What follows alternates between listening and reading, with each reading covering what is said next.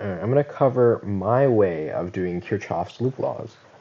So this is for solving a simple circuit that only consists of resistors and batteries. So I know Mr. Welch covered this in class, and if you're comfortable with his method, I would suggest you stop watching this video and just keep on doing what you're doing. But personally, I do it a little bit of a different way, which I think is, I don't know, I like my way better. So this is just an alternative for those of you who aren't quite comfortable with Mr. Welch's method. So in my method, the first thing you're going to do is you're going to label every real current in this circuit. So remember, current changes at every junction. So along every continuous length of wire, there's a single current. So first of all, I'm just going to highlight where those different currents are. So there's one, that's one continuous wire. Here's another one, because there's no splits. There's another one. Again, no splits. So in total, we have 3 distinct currents. I guess I can leave those there. Wait, actually, you know what? Sure. So this will be I1, this will be I2, and this will be I3. And you can pick any direction for these. So I could have drawn any of these arrows facing the other direction, and everything would work out just fine, and at the end, I would just get a negative number for the current if I chose the wrong direction. I don't know if I actually chose the right directions here. This is just what I kind of threw on the paper. Yeah, so after you've labeled all of these, now we're going to do our actual loop equations. So the way you do that is you pick a point on the circuit to start. Just pretend that's on the circuit. I just don't want to draw it there because it's going to be hard to erase. And then you're going to move along the wire in one direction, and you're going to go along any path you like, as long as you end up back at the same point. And as you go, you're going to add up the voltage changes. So I'm going to go around this way, along this path, down the middle here, and back. And we're going to end up at the same point. So if we do that, the first thing we're going to cross is that 10-volt battery. And we're going to be going from the negative lead to the positive lead. In other words, in the forward direction, or what I think of as a forward direction. So that means we're going to rise 10 volts. When you go from negative to positive across a battery, you rise voltage. And the next thing is we're going to go across a 2 ohm resistor. And you'll notice we're going across the 2 ohm resistor in the same direction as the current we labeled, I1. So we can just use Ohm's law. V is equal to IR. So then our voltage drop is going to be 2I1. Now, it's negative because we're going over in the same direction as the current. But if we're going over in the opposite direction, we would rise, which we're going to see with the next resistor, which is the 5 ohm resistor. So we're going over in the opposite direction. Oh, wait, sorry, actually. You know what, for illustration purposes, I'm going to go back on what I was doing earlier, and I'm just going to flip this around. That way, we're now going over the 5 ohm resistor in the opposite direction as the current. So now we're going to actually rise 5I2. And we're going backwards down a battery from positive to negative, so we're going to drop 2 volts there.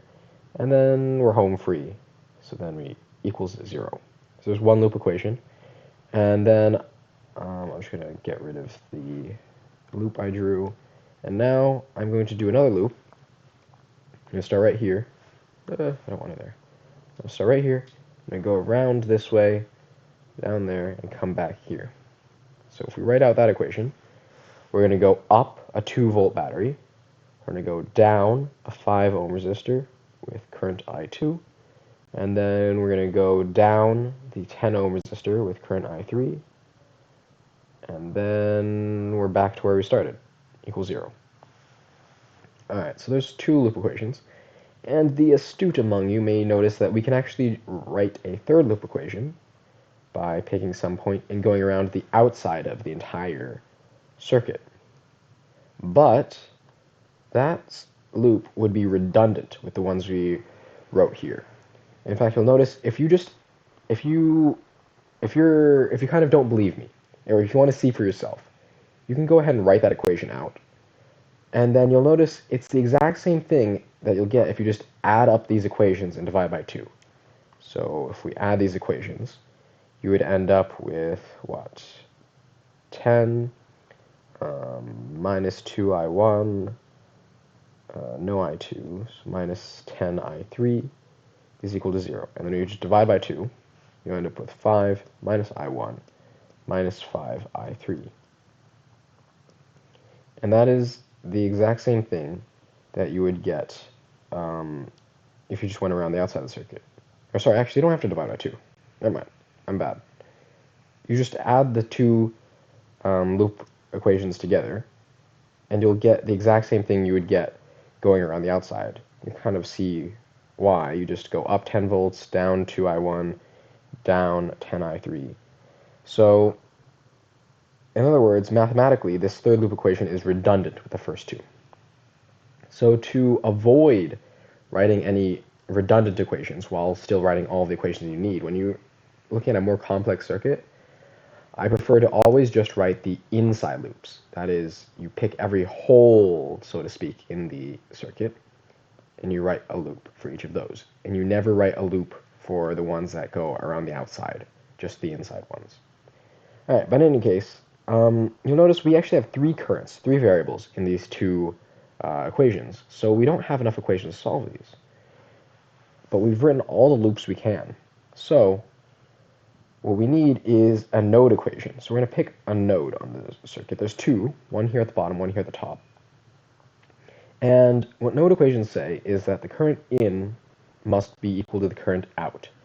So let's start with the bottom node, just because it's closer. And we're going to write an equation. So current in is I3 is equal to current out, which is I2 plus I1. And we could also do the same thing for the top node, but that's going to give us basically the same equation.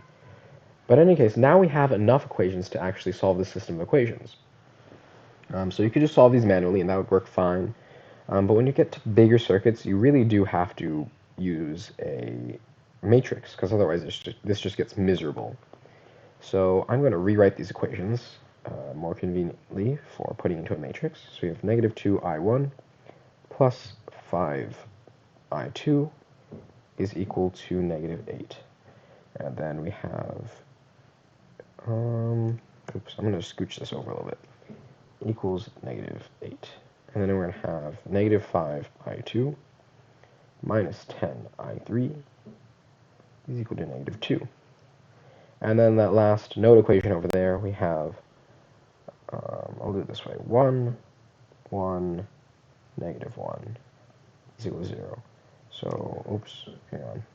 I shouldn't have done that, hang on.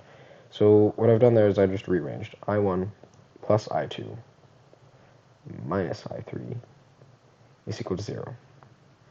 So now you can see very easily how we turn this into a matrix. You just get negative 2, 0, 1, 5, negative 5, 1, 0, negative 10, negative 1, and our augment negative 8, negative 2, 0. So now you can punch this into your calculator to solve. Just RREF it, which I'm going to do momentarily to show you all the results. So we have negative 2, 5, 0, negative 8, 0, negative 5, negative 10, negative 2, 1, 1, negative 1, 0. Alright, so I just punched that in my calculator, told it to RREF, and the result I get looks like this. 1, 0, 0, 0, 1, 0, 0, 0, 1, and then we have 1.625, negative 0.95, and 0.675. So what that tells me is this is I1, this is I2, and that's I3. So now we can label these on our circuit. I1 is 1.625 amps.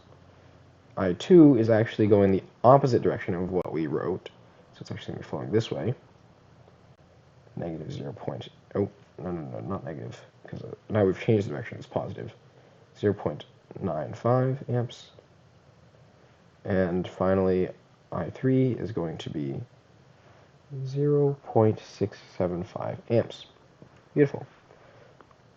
So now we know all the currents in the circuit. And you'll notice, just a little tidbit here, the current through the 2-volt battery is actually flowing from positive to negative. It's flowing backwards through the battery, which is totally fine. That can happen. It's unusual, but it's totally allowed physics-wise.